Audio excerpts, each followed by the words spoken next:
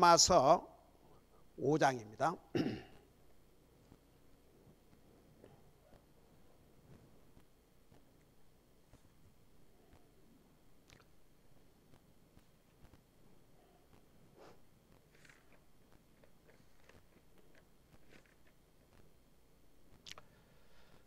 로마서 5장 20절 21절 두 절을 같이 읽겠습니다. 시작.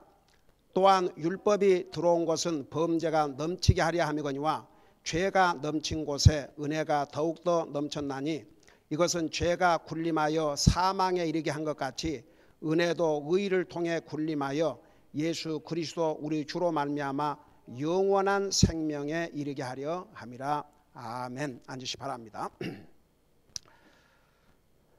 오늘 5장을 마무리하면서 특별히 하나님이 주신 율법과 또 하나님이 주신 은혜, 이 은혜와 율법에 대해서 이제 더 전하고 마무리를 하도록 하겠습니다. 5장을. 여러분, 율법은 모세를 통해서 왔지만 은혜는 예수 그리스도를 통해서 왔다고 했습니다. 여러분 잠깐 요한복음 1장 17절을 보시기 바랍니다. 요한복음 1장 17절.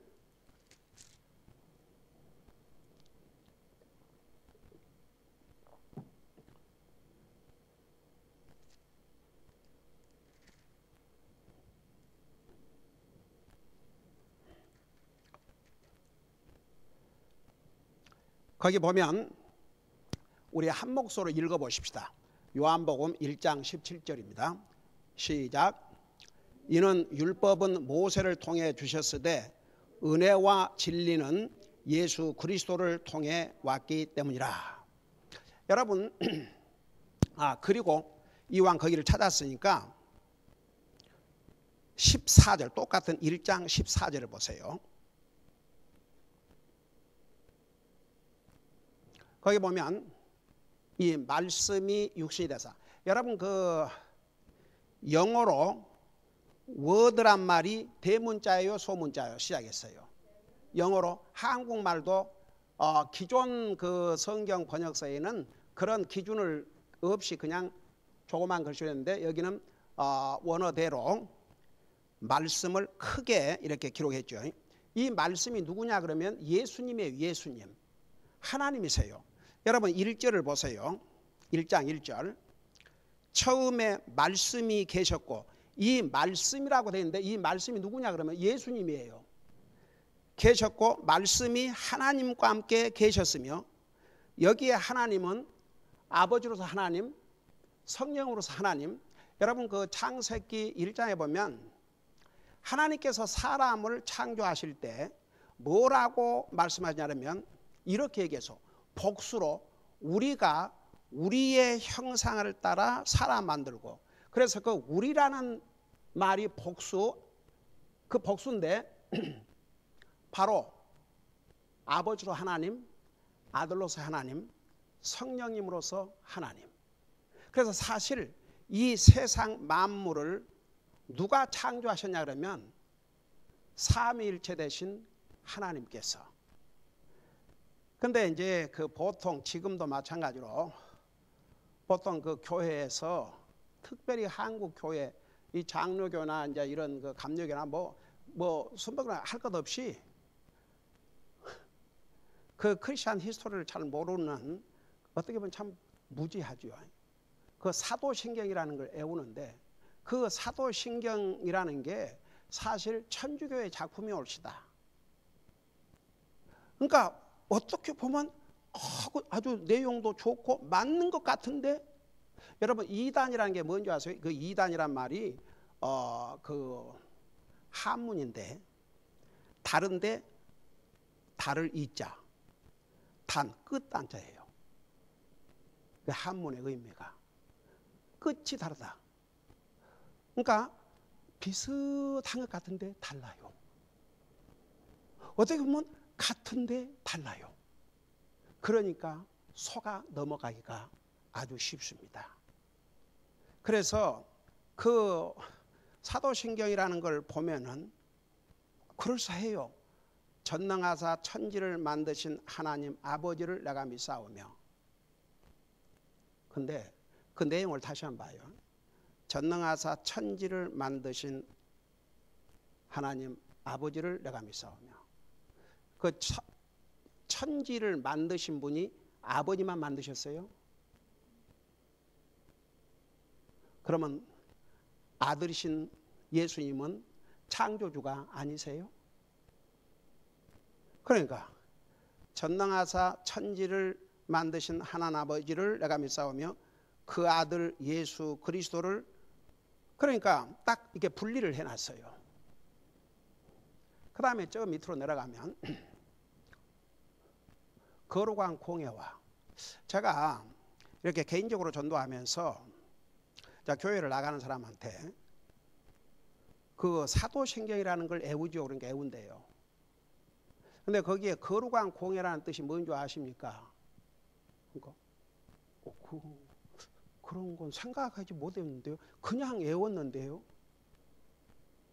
그래갖고 어떤 경우에 이제 그 사람이 복음을 이렇게 들을 수 있는 그런 준비가 되는 사람은 이제 복음을 전하면서 그 영어 원어에 보면 거룩한 공예가 뭐라고 기록된 줄 아십니까? Holy Catholic Church. 거룩한 천주교. 그 캐톨릭 처치라는 게 두 가지 의미를 가지고 있어요. 로마 천주교를 가리키기도 하고 또 다른 의미가 있는데 그건 유니버설. 근데 교회라는 것은 지역 교회지 유니버설 처치라는 건 없어요. 우주적인 교회라는 건 없어요.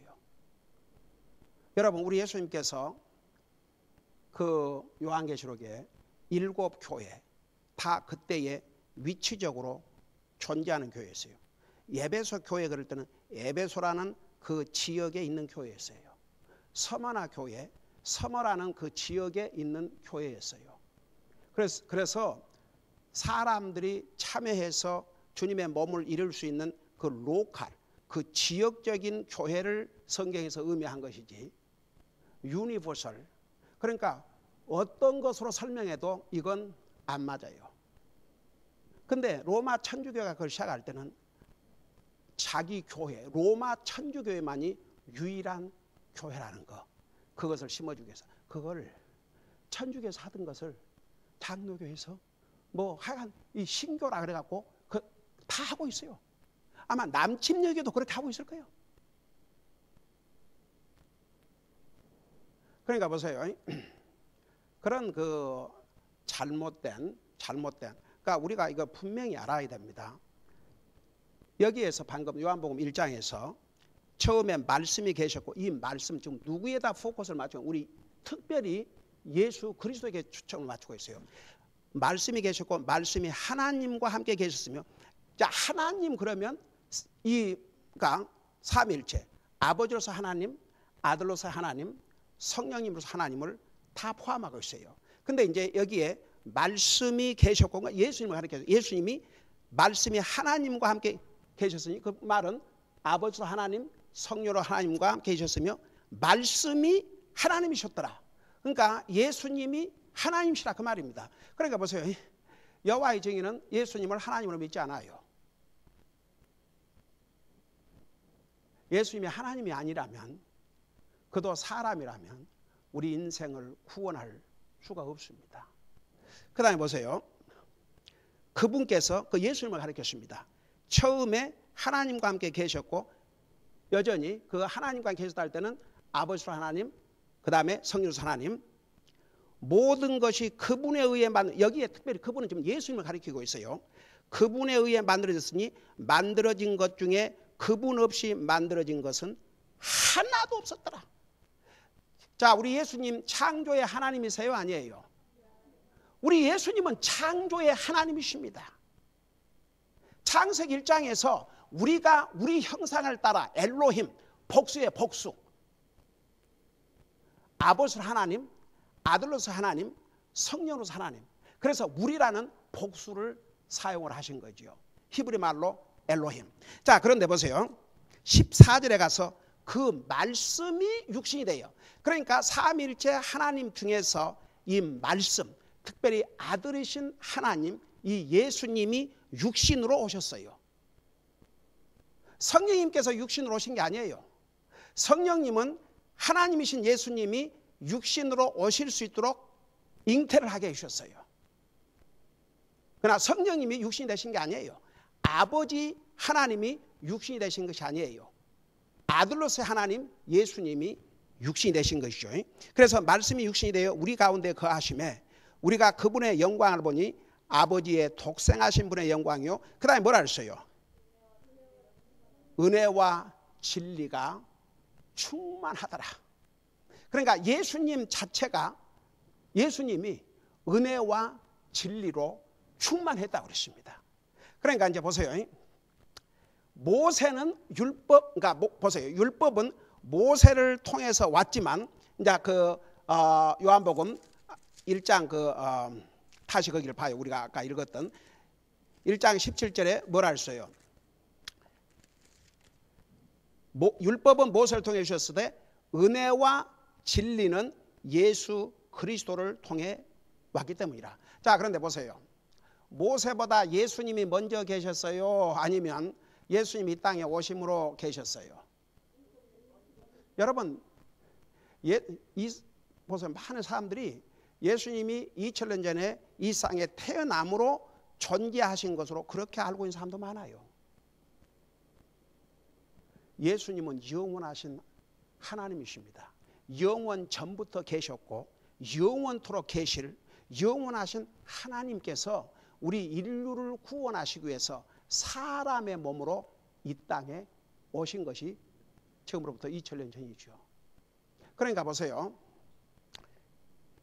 진리와 은혜는 영원 전부터 계셨습니다. 율법은 모세를 통해서 왔습니다. 이 세상이 존재한 지 1500년, 근 2500년 정도. 여러분, 모세가 이 모든 내용을 기록할 때 이미 창세기의 역사는 이미 있었습니다. 이전에 모세가 실제로 이스라엘 백성들을 이집트에서 인도하면서부터는 출애굽기.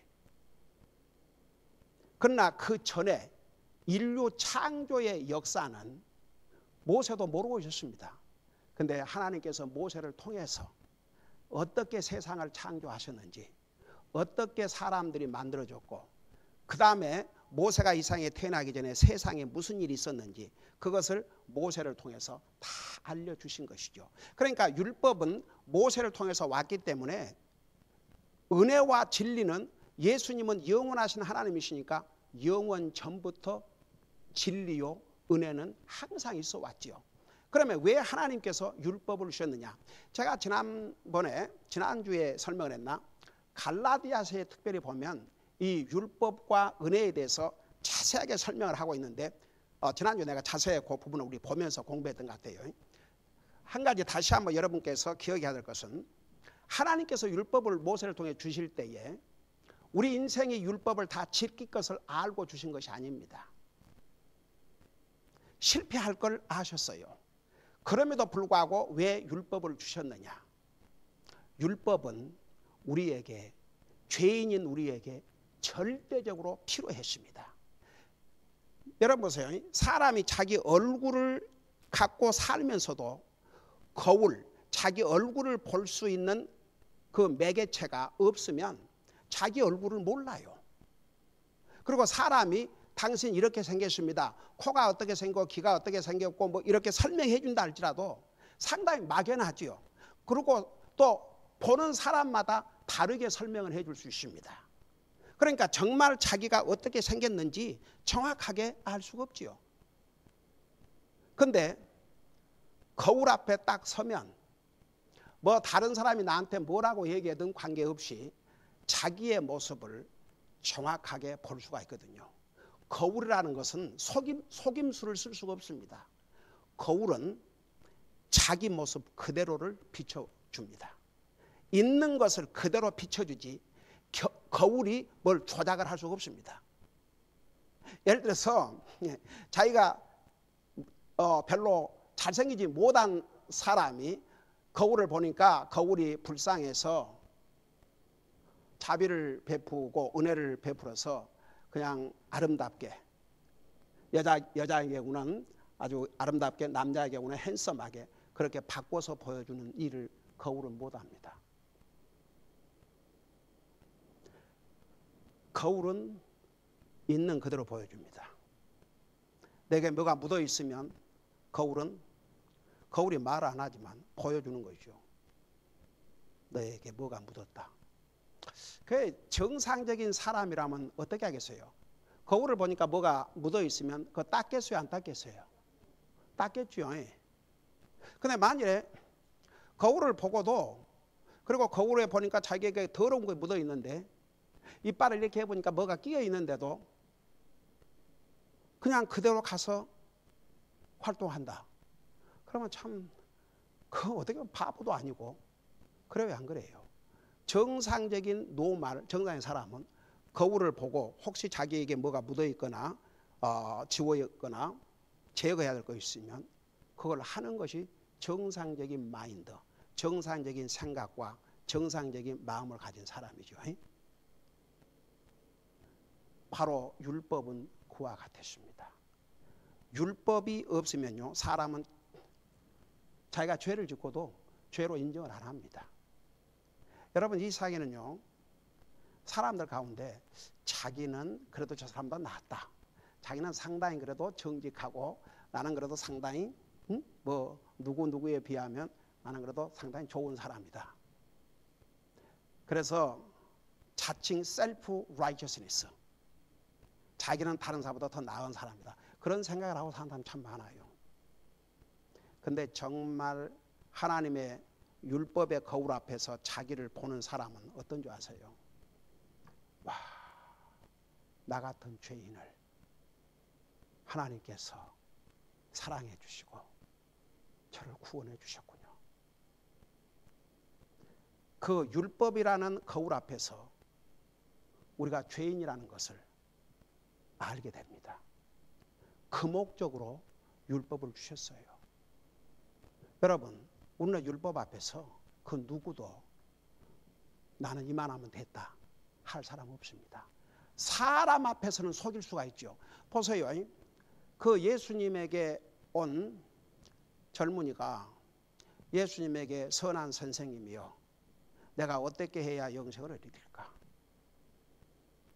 그래서 이것을 행하라. 그건 다 어렸을 때부터 제가 했습니다. 그러니까 얼마나 이 젊은이가 셀프 라이처스니스, 그러니까 사람들이 볼 때는 흠이 없는 거죠. 여러분 보세요. 사도 바울도 그는 율법 앞에서 의로운 자라고 칭찬을 들을 정도였습니다. 근데 그가 예수 그리스도를 알고 나니까 얼마나 달라졌어요. 나는 죄인 중에 죄인의 괴수라고 그랬는데, 쉽게 말하면 두목이라고 말하죠. 두목. 나는 죄인들 중에서 두목이다. 그게 예수님을 만나기 전에 예수 그리스도의 이 파워풀한 은혜 앞에서 주님을 만나기 전에는 상상도 못했던 사울의 태도였습니다. 주님이 나중에는 이름까지도 바꿔주셨습니다. 사울은 율법 앞에서 흠이 없는 사람이었습니다. 칭찬받는 사람이었습니다.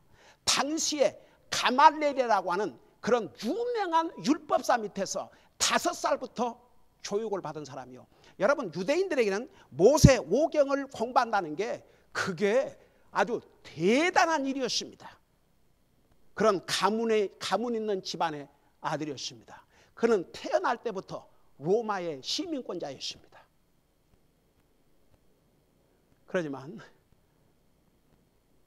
그가 예수 그리스도를 만난 다음에는 내가 지금까지 배워왔던 모든 세상의 지식, 배설물 같다 그랬고, 예수님을 아는 지식이 가장 고상한, 가장 정말 아너러블한 그런 지식이었음을 빌립보서에서 얼마나 상세하게 기록하고 있습니까? 그러니까 보세요. 여러분, 왜 하나님께서 율법을 주셨느냐? 그 율법을 통해서 우리가 죄인인 것을 알으라고. 여러분, 사람 앞에서는 얼마든지 아주 법도 잘 지키고 착하고, 아주 저는요, 겉으로는 굉장히 착한 체하고 겉으로는 참 아주, 그런데 그 속이 더러운, 아주, 그러니까 보세요. 사람 앞에는 얼마든지 자기 모습을 감출 수 있습니다. 그런데 하나님 앞에서는 감출 수가 없습니다. 왜냐하면 하나님은 우리의 생각, 우리의 마음을 보시기 때문에 겉이야 얼마든지 사람 속일 수 있습니다. 그래서 제가 살아오면서 도리어 이렇게 그냥 다 그런다고 이제 그냥 할 말 안 할 말 그냥 때를 가리지 않고 하면 안 되지만, 그래도 자기 하고 싶은 말은 그냥 하고, 그러면서 자기 속에 있는 것을 탁 드러놓고 얘기하고, 뭐 좋으면 좋다, 싫으면 싫다, 그런 사람이 훨씬 그 생각과 마음이 나아요. 좋아요. 근데 자기 생각을 감추고 자기 마음을 딱 감추고 딱 덮어놓고 아주 착한 채, 아주 좋은 사람인지,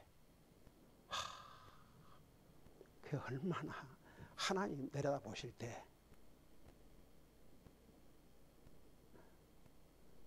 오죽하면 예레미야 17장 9절에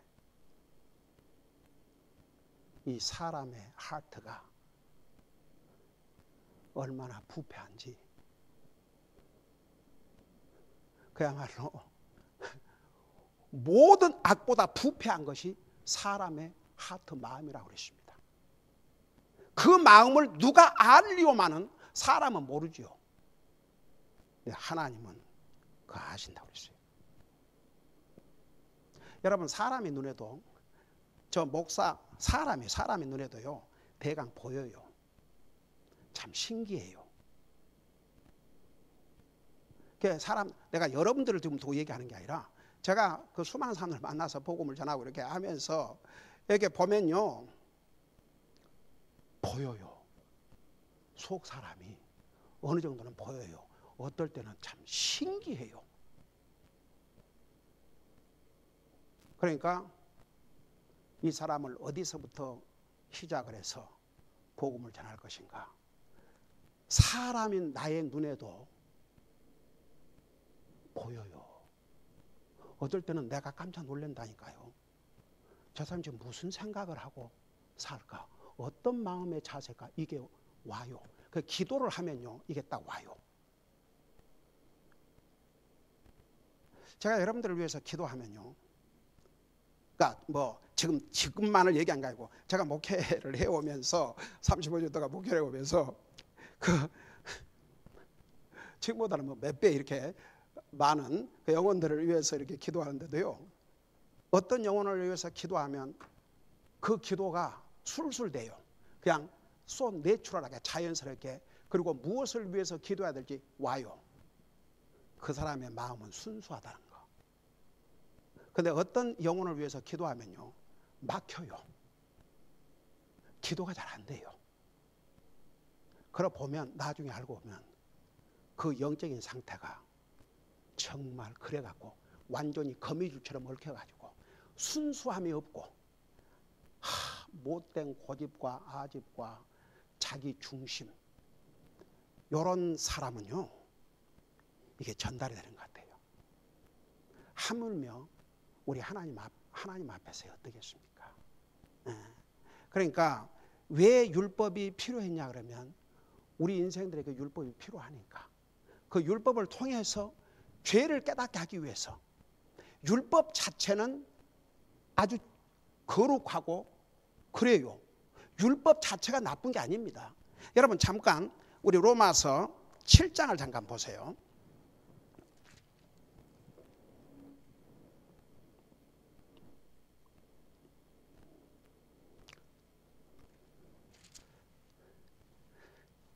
그 특별히 7장은 그 율법과 갈등, 그러니까 우리가 율법을 지킬 수 없는 그런 갈등을 설명하고 있는데, 특별히 17절 보세요. 17절 보면 그런즉 율법도 거룩하고 명령도 거룩하며 의롭고 선하도다. 그러니까 율법 자체는 명령은 다 율법에 이제 속해 있지만, 율법 아래서 구체적으로 어떤 걸 하라 이렇게 또 자세하게 나오지 않습니까? 그러니까 그 율법이나 명령은 거룩하고 의롭고 선하다고 그랬습니다. 그러니까 하나님께서 그 율법을 주셨는데 그 율법 자체가 잘못된 게 아닙니다. 그 다음에 보세요.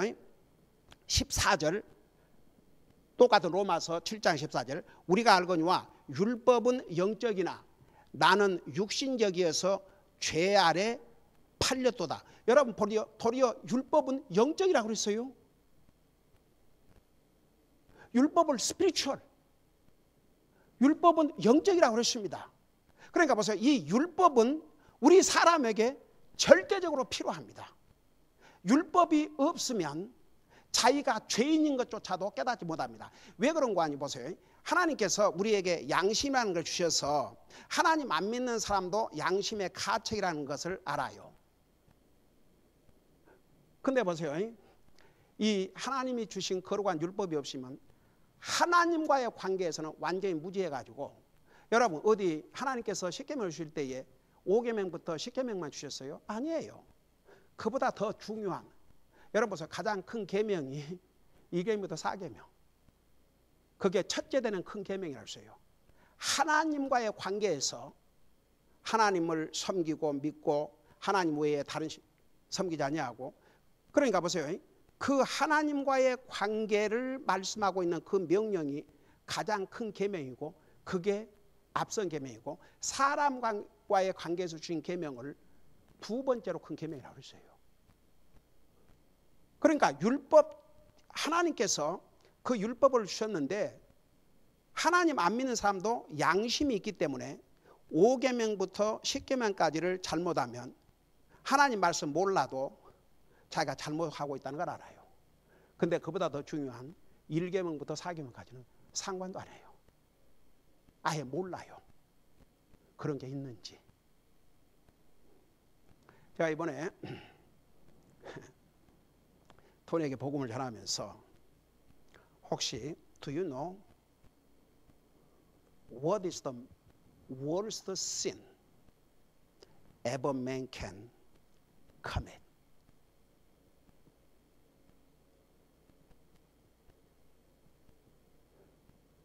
사람이 범죄할 수 있는 가장 큰 죄가 뭔 줄 아느냐?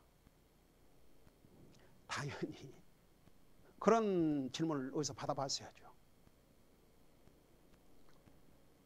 왜 프리즌 미니스트라는 게 있는 줄 아느냐? 감옥 그 사역. 그 감옥에는 온갖 죄를 저지르고 거기에 잡혀서 법 아래서 처벌을 받으라는 명령을 받고 감옥에 와 있는 사람인데, 그 중에서는 뭐 도둑질하다 잡힌 사람도 있고, 뭐 살인 미수자도 있을 것이고, 사람을 죽인 살인범도 있을 것이고. 근데 세상에서는 사람을 죽인 게 가장 큰 죄인데, 죄라고 생각하는데, 사람들이 그렇게 생각하는데, 그 사람들에게 왜 복음을 전해야 할 필요가 있냐? 그래서 모든 죄는 다 용서받을 수 있지만 이 죄, 가장 큰 죄, the most worst sin, 그 죄는 rejecting Christ, 그리스도를 믿지 않고 거절하는 것이다. 그 죄만은 이 세상에서 용서 못 받고 오는 세상에서 용서를 못 받고 영원한 지옥에 갑니다. 그 외에 다른 죄는 예수님을 내가 믿음으로 용서받을 수 있다. 자, 제가 복음을 전하면서 그 얘기한 얘기 중에 한 부분이 옳시다. 그러니까 여러분 보세요. 율법을 하나님께서 우리에게 주셔야 했어요. 왜? 그 율법이 없이는 자기가 죄인인 것조차도 깨닫지를 못하니까. 가령 보세요. 하나님 안 믿는 사람이 제 일은 내 앞에 다른 신을 두지 말라 하시니라. 제 이는 너를 위하여 하나님이라고 어떤 신이라고 어떤 조각이나 형상도 만들지 말고 거기에 절하지 말고 그렇게 이제 나오잖아요. 근데 제가 수없이 우리 교회에서는 메시지 전했습니다. 내 외에 다른 신이 누구냐? 하나님보다 더 소중한 것은 다 하나님 앞에 다른 신이에요. 하나님 안 믿는 사람은 자기를 믿고 살아요. 자기가 그러니까 살아있는, 이건 조각이 아니고 살아있는 신이죠. 여러분 보세요. 돈이 신일 수도 있고 친구가 신일 수도 있고 가족이 신일 수도 있고 잡이 신일 수도 있고 사업이 신일 수도 있고, 그러니까 하나님보다 더 중요한 것, 하나님보다 더 소중한 것, 하나님보다 앞선 것은 하나님의 기준에서 볼 때는 다 아니에요. 그러니까 보세요. 예수님께서 내 이웃을 내 몸같이 사랑하라 하셨고 했음에도 불구하고 누구든지 나보다 더 사랑하면 가족이라 할지라도 내게 합당하지가 않다.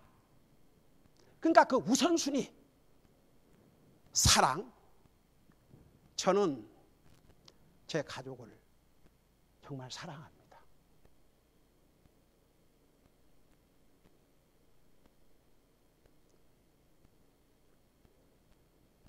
저는 제게 주신 가족을 얼마나 하나님 앞에 감사하고 사는지 모릅니다. 그러나 저는 하나님과 여러분 앞에 분명히 얘기합니다. 하나님보다는 아닙니다. 아무리 내 자식들이 그냥 우리 부모 온갖 정성을 다해서 그야말로 부모를 공경하고 대접하고 원하는 모든 것을 사주고 한다 해도 하나님 섬기는 것을 소홀히 하거나 하나님이 그들의 삶의 우선순위가 아니라면 저는 숨 막혀서 죽을 것입니다.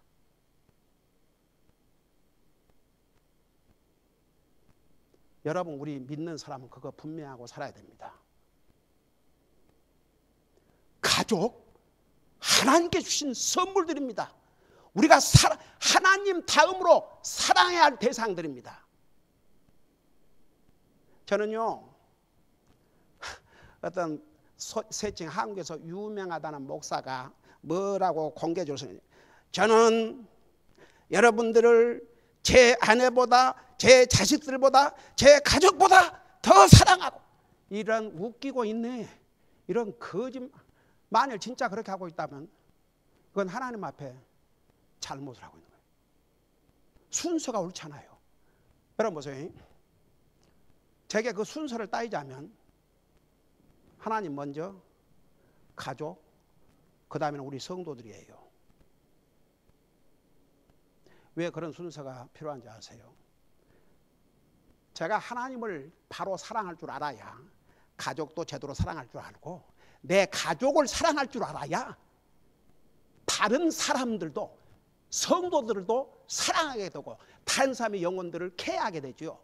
내 가족 하나를 제대로 사랑하지 못한 제가 이 앞에서 사랑 얘기한다면 그 웃기는 그 위선자지요. 그러니까 저는 주님, 가족, 우리 성도들, 그게 제 삶에서 가장 소중한 관계입니다. 하나님, 가족, 우리 성도들. 그래서 밤이나 낮이나 제가 기도를 해도 순서가 하나님 앞에 우리 가족, 우리 성도들, 그리고 성사님들, 그렇게 기도해요. 그러니까 어떻게 보면 그걸 좀 더 이렇게 내로다운, 이렇게 좁혀한다면은 제 육신적인 가족, 우리 교회 성도들은 영적인 가족. 이게 저는 이 상에 살면서 하나님과의 관계 거의 넘버원이고 프라이어리티고, 그 다음에는 내 육신적인 가족과 내 영적인 가족인 성도들. 그래서 가령 예를 들어서 내 가족 잘 때면 기쁘고, 우리 성도들이 잘 때면 기쁘고, 우리 성도가 어려움을 겪으면 마치 나나 내 가족이 어려움을 겪은 것처럼 가슴 아프고 그래요. 근데 제가 하나님을 제대로 사랑하지 못하는 삶을 산다 그러면 아이고 주여, 다른 것도 다 추러스 할 수 없어요. 그래서 사꾼 목자라는 게 있다는 게, 아이고 제대로 주님을 두려워하고 사랑해봐요. 양들을 위해서 정말 어떤 목자로서의 해야 할 일을 할 것인지 그 알고 하게 돼 있어요. 저는 그래서 보세요, 그 목사가 사람이 두려워서 전해야 될 하나님 말씀도 전하지 않고 그저 사람 듣기 좋은 말이나 해주고, 이게 영혼들은 지금 망해가는데 지옥을 가고 있는데 그 영혼들을 건질 생각은 없고, 이게 싹군 목자들이에요. 그러니까 보세요, 율법이 왜 필요했느냐. 그 율법이 없이는 우리가 죄인인 것조차 깨닫지를 못하는데 어떻게 하나님을 찾겠습니까? 여러분 잠깐 그 로마서 7장을 다시 봐요.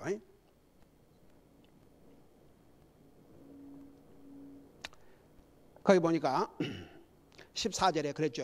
우리가 알거니와 율법은 영적이나 나는 육신적이어서 죄 아래 팔렸도다. 내가 행하는 것을 내가 인정하지 아니오니 이는 내가 원하는 것은 내가 행하지 아니하고 내가 미워하는 것을 내가 행하기 때문이라. 그러니까 보세요, 이제 우리 그리스도인의 이게 갈등이에요. 구원받은 하나님의 자녀가 되면요 어떻게 살아야 될까 알아요. 근데 자꾸만 그렇게 못하거든요. 그러니까 그래서 갈등을 느껴요. 그 갈등을 여러분 체험해 보셨어요? 아니면 그 갈등이 뭔지도 몰라요. 여러분 구원받고 나면 이 갈등의 시기가 와요. 그 갈등의 시기를 잘 넘기면 이제 어떻게 되는 줄 아세요? 딱 이제 안정이 돼요.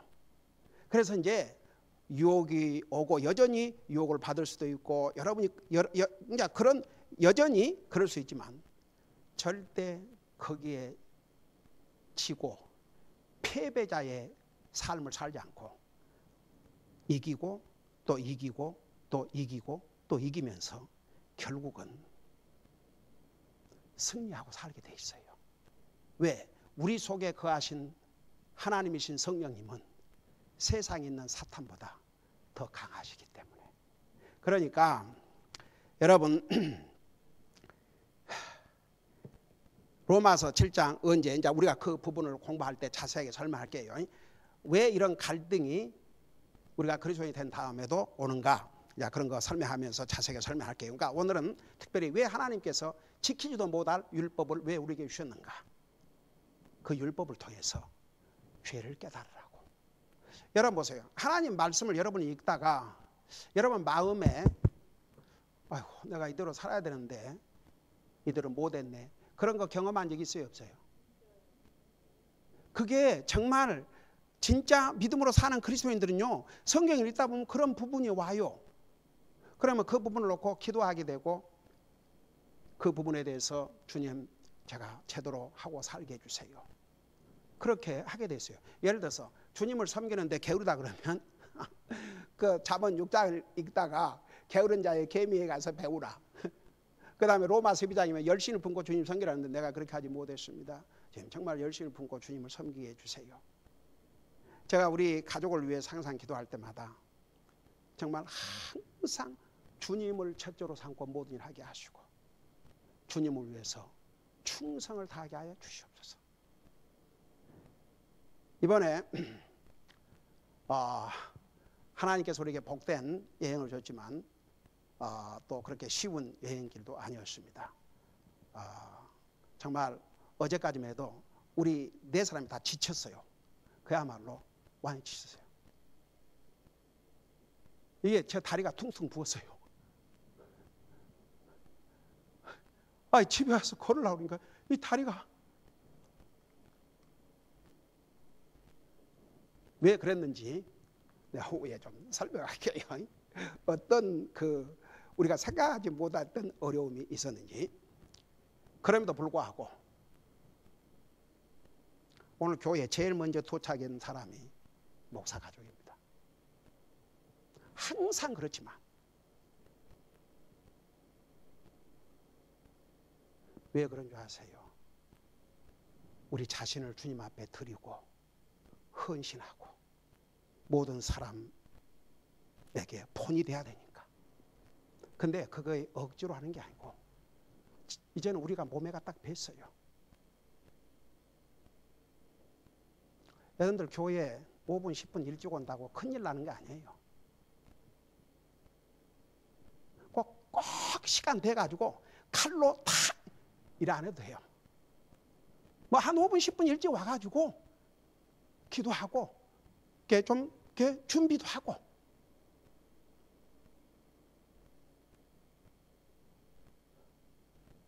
그러니까 오늘도 늦어도 9시 반까지 오기 위해서는 아침에 해야 할 일이 있기 때문에 6시에 일어나지 않으면 할 수가 없어요. 아무리 힘들고 지쳐도 아침에 일어나서 기도와 말씀의 시간을 갖고 그런 우리가 영적인 시간을 갖고 준비를 해야 되니까. 그러니까 보세요. 분명히 주님은 열심을 품고 주님을 섬기라고 그랬어요. 그 영이 뜨거운 가운데서. 그게 어디 목사만 그렇게 하는 게 아니고 모든 구원받은 하나님의 자녀들에게 주신 말씀이에요. 그러니까 그렇게 못할 때에 오는 갈등, 그 갈등이 있어야 돼요. 그 갈등이 오면 하나님 앞에 도움을 구하고 또 내가 주님 섬기는 일에 게을리했다면 용서해달라고 기도하고. 근데 그런 부분을 잊고도 아무런 생각 없이 지나가 본다. 그 사람은 절대 발전할 수가 없어요. 영적으로. 그러니까 이제 그리스도의 삶에 갈등은 오지만 그 갈등으로 끝나면 안 됩니다. 그 갈등을 이기고 승리를 해야 돼요. 자, 우리 갈라디아서 이거 하고 마십시다. 갈라디아서를 다시 한번 펴봐요.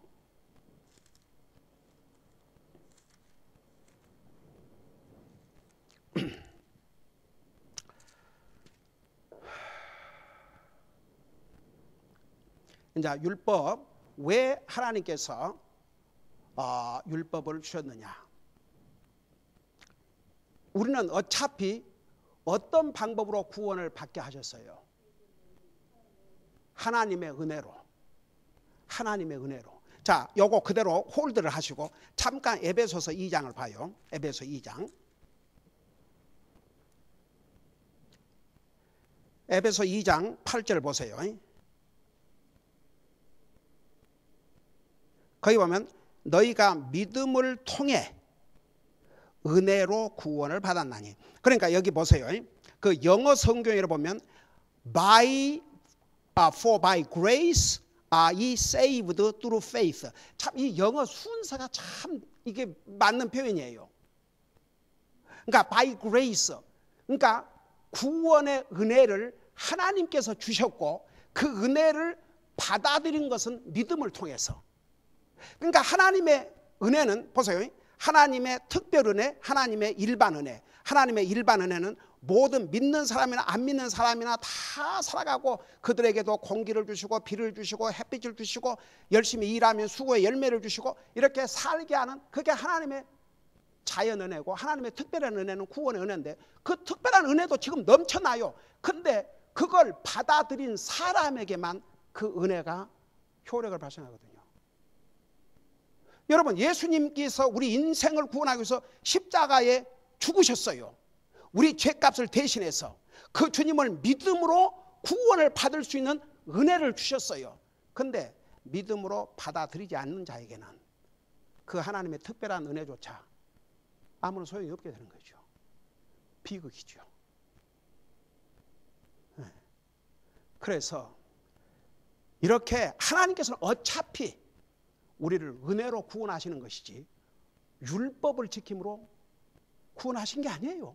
왜냐하면 율법을 통해서 구원을 판다 그러면 율법이 오기 전 사람들은, 그 다음에 율법을 범한 사람들은, 이상의 율법을 범하지 않는 사람 한 사람도 있어요? 없어요. 그러니까 불가능해요. 어차피 어떤 사람이 구원을 받는다면 하나님의 은혜로 주신 그 구원의 선물을 믿음으로 받아들임으로 구원 받는데 왜 율법을 주셨느냐? 어차피 우리는 은혜로만 구원받을 수 있는데 그 율법을 통해서 내가 죄인 걸 깨닫고 하나님을 찾게 하기 위해서. 가령 예를 들어 이와 같아요. 어떤 사람이 죄를 지어가지고 이제 형벌을 내렸는데 그 형벌이 너무 중해서 감당할 수가 없어요. 그러니까 내가 도저히 감당할 수 없으니 저 좀 도와주세요. 저에게 자비를 베풀어 주십시오. 그 대표적인 경우를 하나 보여드릴까요? 여러분, 가인이 동생을 죽이고 어떻게 했습니까? 창세기 보면 아이고야, 동생을 쳐 죽이고 아주 아무도 못 본 줄 알고 아무도 못 봤으니까 나한테 했다. 근데 하나님께서 직접 가인아 내 아우가 어디 있느냐 그러니까 그 대답 보세요. 내가 무슨 내 동생 지키는 자입니까? 나한테 물으시게. 그런 에리트였어요. 그러니까 뭐라 하세요? 그래, 내 동생을 죽였는데 그 피가 땅으로부터 나한테 호소를 했다. 이제 너는 네 삶은 그야말로 얼마나 고통스럽고 비참하고 너는 이제 땅에서 떠돌이가 될 것이다. 그렇게 하니까 창세기에 뭐라 했어요? 가인이 뭐라 했어요? 가인이 하나님 앞에 뭐라 했어요? 가인이 하나님 앞에 뭐라 그랬어요?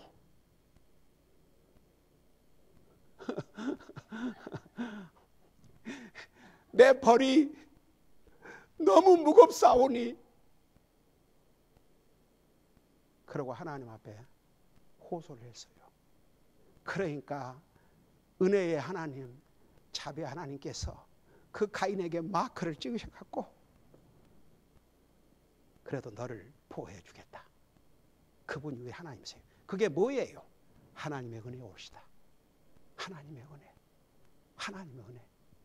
아, 여러분 그거 눈으로 보고 싶어요? 잠깐. 오케이.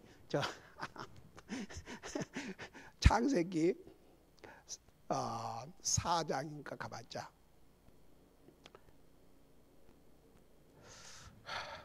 자, 창세기 4장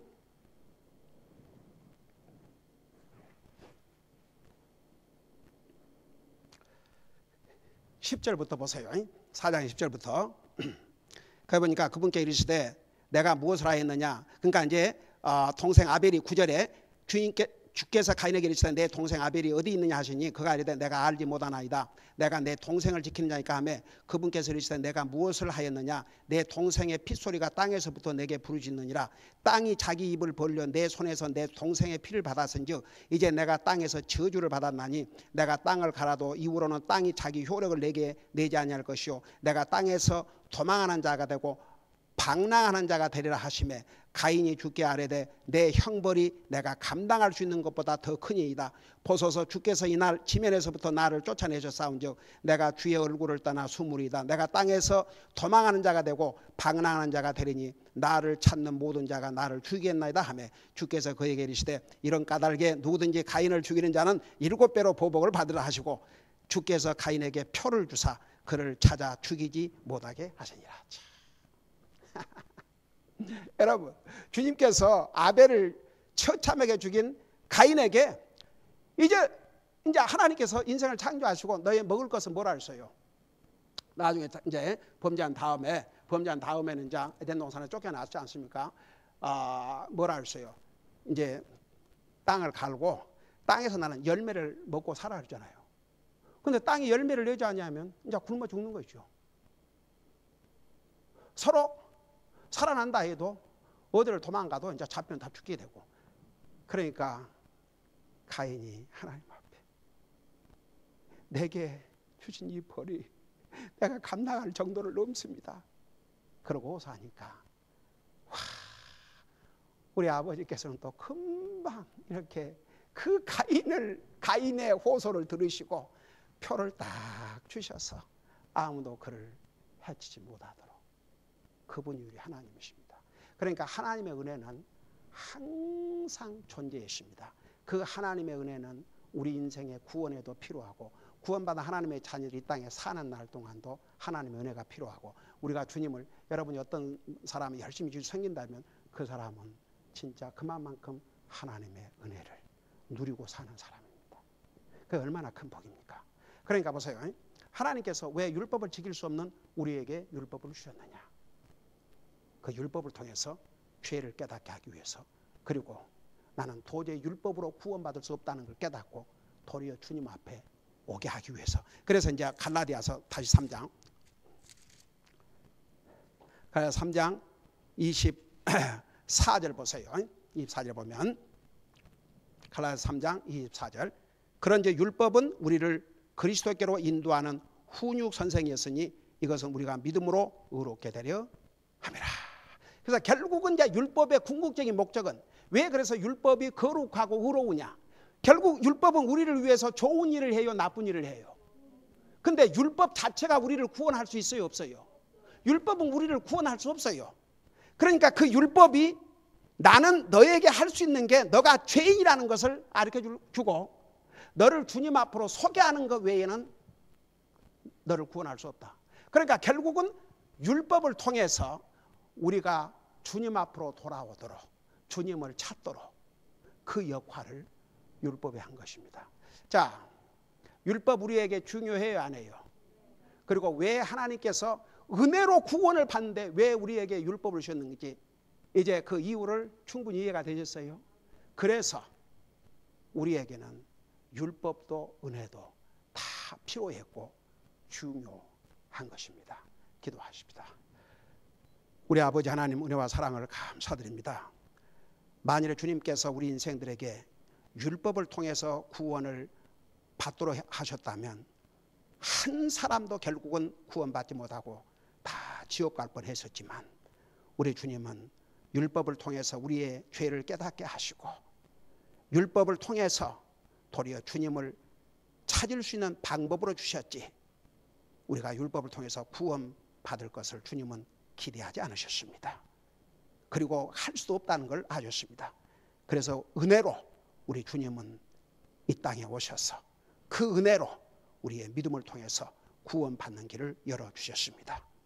우리는 이 놀라운 진리를 깨달을진데, 우리 같은 죄인이 구원받고 하나님의 자녀가 되는 것은 우리가 의로워서, 우리가 율법을 잘 지켜서, 우리가 사람들에게 칭찬을 받고 사람들에게 좋은 말을 들어서가 아니고, 결국 예수 그리스도께서 우리의 죄값으로 죽으시고 우리를 구원하신 그 방법을, 은혜라는 그 방법을 통해서 우리에게 믿음을 통해서 그 은혜의 선물인 예수 그리스도를 우리 마음속에 믿고 받아들임으로 영원한 생명을 얻고 영원한 구원을 받는 길을 주셨습니다.